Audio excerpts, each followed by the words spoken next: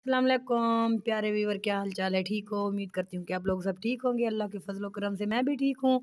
तो व्यूअर ये देखें, ये हमारा गांव है। मैंने सोचा कि थोड़ी सी वीडियो बना के आप लोगों के साथ शेयर करूँ। तो उम्मीद करती हूँ आप लोगों को मेरी वीडियो अच्छी लगेगी। अगर मेरी वीडियो अच्छी लगे तो मेरे चैनल को सब्सक्राइब करें, लाइक करें, शेयर करें।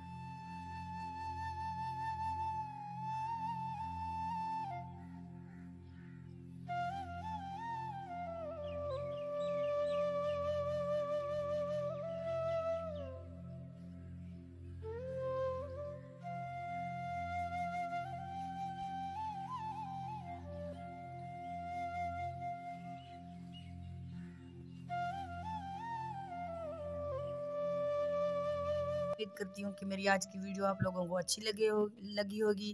तो अगर मेरी वीडियो अच्छी लगे तो लाइक करें, शेयर करें, सब्सक्राइब करें। अल्लाह हाफिज़।